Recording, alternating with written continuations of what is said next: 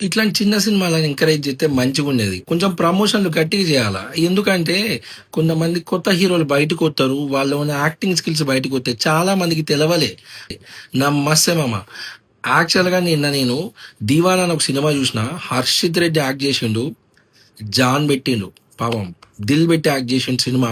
And ఈ సినిమాలో హర్షిత్ రెడ్డి పక్కన నలుగురు ఫ్రెండ్స్ ఉంటారు. వాళ్ళు మాత్రం అబ్బా! ఏం జేషిండ్రు వాళ్ళు గూడా.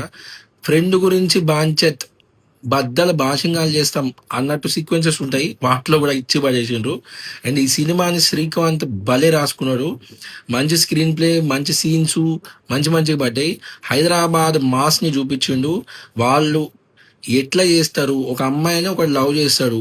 ఒక లవ్ చేస్తే ఎట్లిస్తాడు, జాన్ ఇస్తాడు, ఆ అమ్మాయి గురించి చిల్లర చిల్లర చేస్తాడు.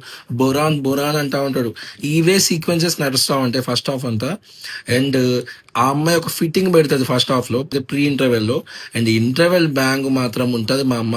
హార్ట్ టచ్ ఉంటుంది. వెనకాల బ్యాక్గ్రౌండ్స్ కూడా ఎవరు కొట్టిండ్రో కానీ క్రేజీ కొట్టిండు. మ్యూజిక్ కూడా చాలా బాగుంది. మంచి ట్విస్ట్ ఉంటుంది ఇంటర్వెల్ బ్యాంగ్లో.